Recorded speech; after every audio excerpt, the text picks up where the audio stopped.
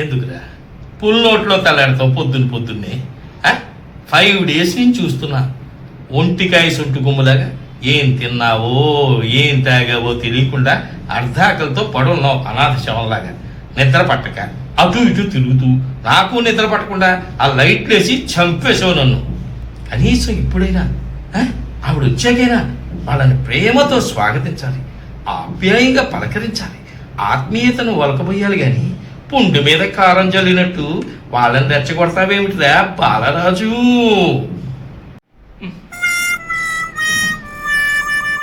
అయినా ఇప్పటిదాకా జరిగిన మీ సంభాషణలో ఏదైనా ఉపయోగకరమైనది ఉందిరా? నువ్వు ఆవిడ్ని, ఆవిడ నిన్ను ఆవిడ్ని నువ్వు, మధ్యలో బలిపశువుని నేను విని అవసరమా అంట. మరేం చేయమంటావు? అన్నీ మూసుకుని బయటికి ఏదో ఆఫీస్ నుంచి ఫోన్ వచ్చినట్టు యాక్ట్ చేసి కాసేపు బయటికి పో.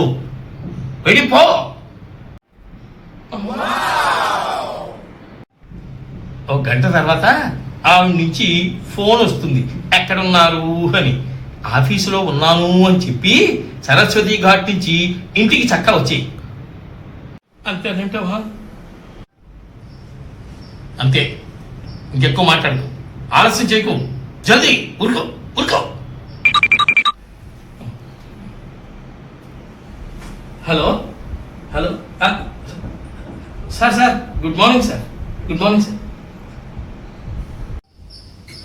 ఫోన్ ఎవరు? మా బాస్. ఏంటట? ఆఫీసులో అర్జెంట్ పనుందట. ఈరోజు సండే కదా, అందుకే ఫోన్ చేశారు. వచ్చేస్తా గంటలో. సరిగ్గా గంటలో ఫోన్ చేస్తాను, రాకపోయారు? వచ్చేస్తా.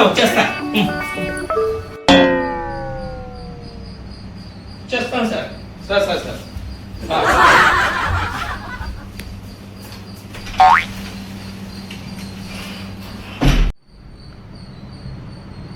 అతి లెక్క అలా పరిగెత్తాలి. వర్కింగ్ డే రోజునే సరిగ్గా పనిచేయడు, సండే రోజుని ఎలా పనిచేస్తాడు అనుకున్నాడో వీళ్ళ బాసు. సర్వభౌముడు, సకల కళావల్లభుడు, ఈయనకి ఎన్ని బిరుదులు ఇచ్చినా తక్కువే.